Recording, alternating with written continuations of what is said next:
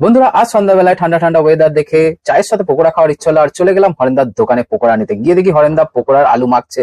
হরেন্দাকে জিজ্ঞেস করলাম পকোড়া হতে কতক্ষণ সময় লাগবে। হরেন্দা তখন আমাকে বললো যে এটা পকোড়া নয়, এর নাম হচ্ছে আলুর রাবড়ি। হরেন্দা আমাকে বললো এটা আলুর রাবড়ি। ঠিক আছে, আলুর রাবড়ি তেলে ছাড়া হলো, ভাজা হচ্ছে বলে অপেক্ষা করলাম আর দেখলাম হরেন্দার কাছে অনেক কিছু রয়েছে। চপ, বেগনি, ভেজিটেবল চপ, লঙ্কার চপ, এই সমস্ত কিছু হরেন্দার কাছে রয়েছে। আর এদিকে আলুর রাবড়ি ভাজা হচ্ছে, মানে পকোড়া ভাজা হচ্ছে। পকোড়ার জন্য অপেক্ষা করছিলাম। দেখতে দেখতে পকোড়া ভাজা হয়ে গেল, পকোড়া তেল থেকে হরেন্দা তুলছে। আর তোমাদেরকে বলে রাখি হরেন্দার দোকানটা কোথায়। হরেন্দার দোকানটা হলো ছোট নীলপুর আমবাগান বকুলতলায়। হ্যাঁ, যদি ভালো করে বলি যে নীলপুর যুব উৎসব সবাই দেখেছো, নীলপুর যুব উৎসব যেই ক্লাবের মাঠে হয় সেই ক্লাবের পাশের গলি থেকে সোজা আসলে পরেই হরেন্দার দোকানটা পেয়ে যাবে। হরেন্দা প্রত্যেকদিন সন্ধ্যাবেলায় দোকান লাগায় আর আমরা হরেন্দার এখান থেকে তেলে ভাজা খেতে খুব ভালোবাসি। হরেন্দা প্যাকেট করে আমার হাতে পকোড়ার প্যাকেটটা দিয়ে দিল। পকোড়ার প্যাকেট নিয়ে সোজা চলে এলাম বাড়ি। পকোড়া নিয়ে চলে এলাম বাড়ি। এরপর হবে চা পকোড়া খাওয়া।